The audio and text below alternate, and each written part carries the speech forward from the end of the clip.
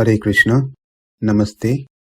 Chapter 15 is entitled as Purushottama Vidya, Purushottama Yogam. Sloka 2, Part 2. Adhaś cordhvaṁ prasṛtās tasya śākhā guṇa-pravṛddhā viṣaya-pravālāḥ adhaś mūlāny anusantatāni karmānubandhīni manuṣya-loke. The branches of this tree extend downward and upward, nourished by the three modes of material nature. The twigs are the object of the senses. This tree also has roots going downward, and these are bound with the fruitive actions of human society. From the previous sloka, we learnt that the root of this tree is on the top. That is, from Brahma down to this world, things get created like human, animal, birds, reptiles, insects, plants, immovables, etc. That process, which is explained in the first sloka, is naimittika srishti. The creation that goes on daily basis is known as nitya srishti. In other words, naimittika srishti happens after completion of each night of Brahma. But during the daytime of Brahma, there are many living entities that takes birth, known as nitya srishti, and also they die. It's called nitya-pralaya of these living entities within the daytime of Brahma. So this verse, second verse, picturizes that at any given moment, thousands of embodied beings are being born, and in the same way, thousands of beings die. So let's keep that in mind as we get into the details of this sloka, that the first sloka speaks about naimittika srishti, whereas the second sloka is about nitya srishti. From Brahma, having Brahma as the root, urdhva moolam, there are many branches that spreads out from top to bottom. But within these branches, there are further branches that gets developed, and these branches either goes downwards or it may go upward as well. So it's based on the jivatma's karma, the further branches that get developed within this tree either goes downwards based on one's papa karma or grows upward based on one's punya karma. Adhaś cordhvaṁ prasṛtās tasya śākhā guṇa-pravṛddhā viṣaya-pravālāḥ. From Brahma, urdhva moolam, devas, gandharvas, kinkaras, asuras, yakshas, rakshasas, human, animals, birds, insects, aquatics, and trees to a lower species. From this living entity, further branches that spreads out. How is that further branches grows within those branches in between the trees? Krishna, Arjuna, from you a branch called Abhimanyu comes. From Abhimanyu comes a branch called Parikshit. From Parikshit comes a branch called Janamejaya. So in this way, the branches continues. For any plants, any trees, there must be something to nourish the tree. They are nothing but guṇa-pravṛddhā, the three modes of material nature. Sattva, Rajas and Tamas are the one which nourishes this tree, like how the water nourishes the tree, and they play, the gunas plays the role of water for this samsara tree. They are also considered as a thick bottom part of the trunk of the tree. Viṣaya-pravālāḥ. Pravala has another meaning as coral, a stone like pearl, ruby, etc. But that's not the meaning is being used in this context. Also, Viṣaya does not mean the subject matter.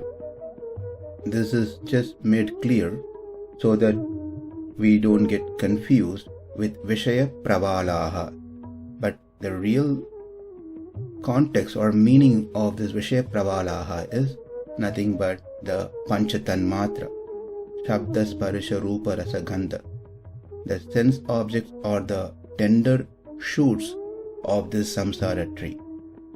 Just as the tender leaves sprouting from the branches are beautiful and attractive, the sense objects are attractive and enjoyable to the bound selves, the conditions Atma.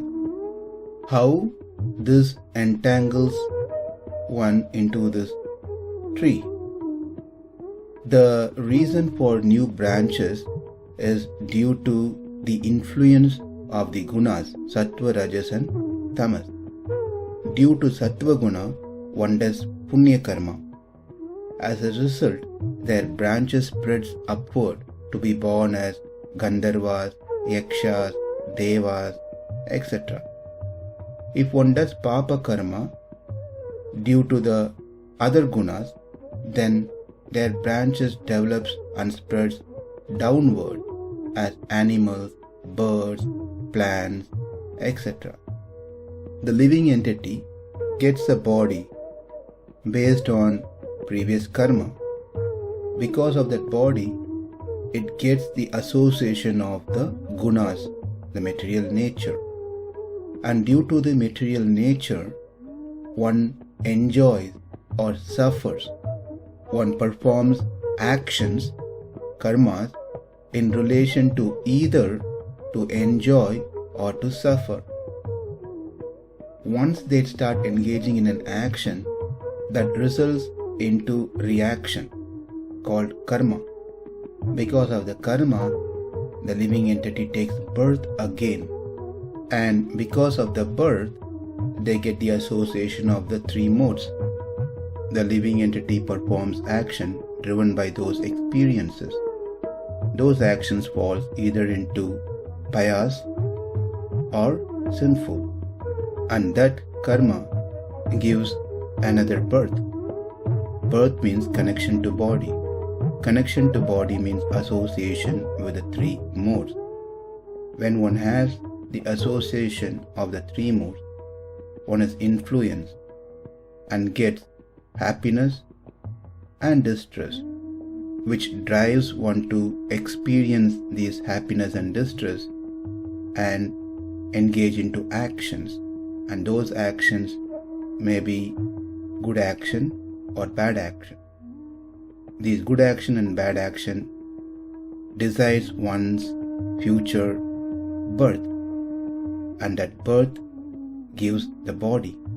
With the body comes the association of three gunas, and the living entity being influenced by the three gunas performs actions experiencing happiness and distress, and the cycle continues.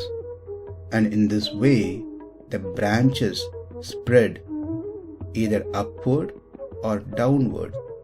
They get new twigs and leaves as they keep spreading.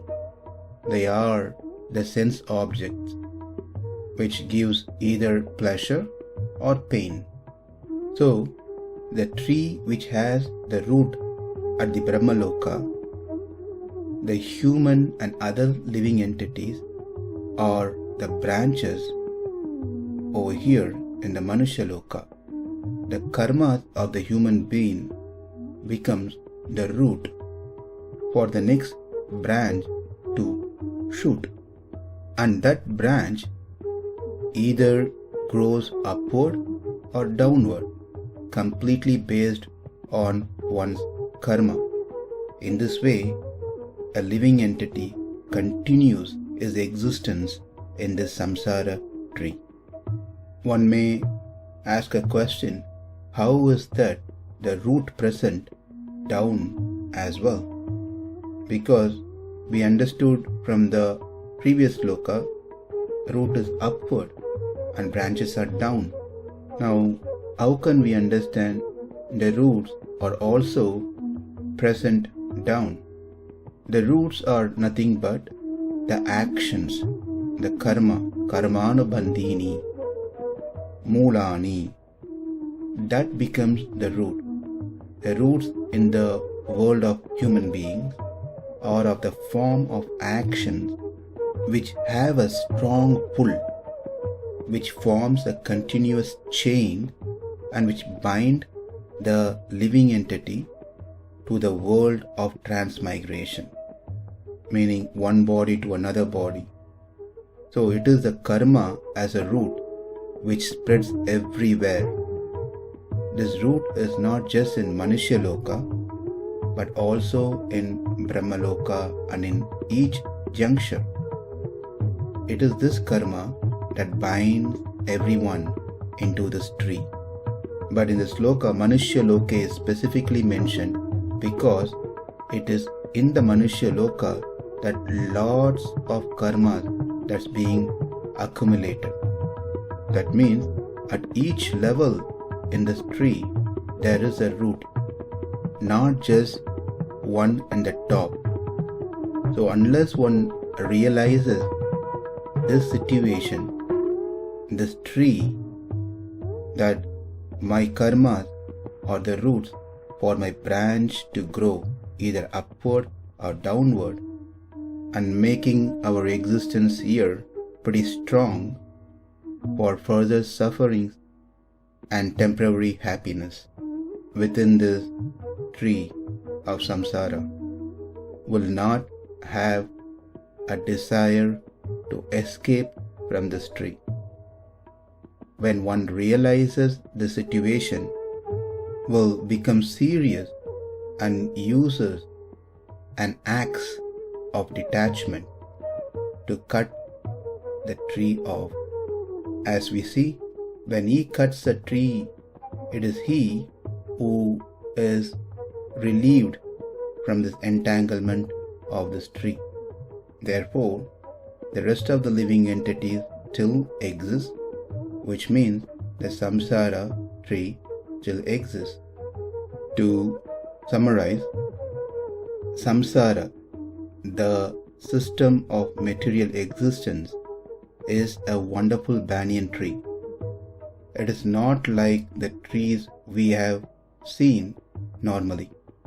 All we know is that the tree has its branches upward and the roots below, whereas the samsara tree has its roots above and branches below. Not only that, the branches are also upward and the roots are downward. That is, it talks about each and every living entity. Their karma becomes the root.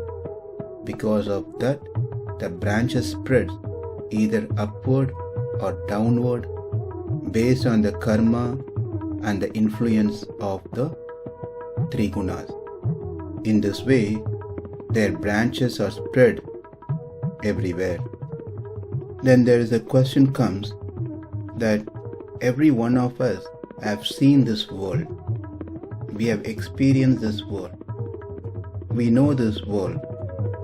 If that is the case, then why it is said by Krishna that only few people who has understood the samsara tree, and they are the only one who knows the Vedas? So the answer to this question will be addressed in the next sloka.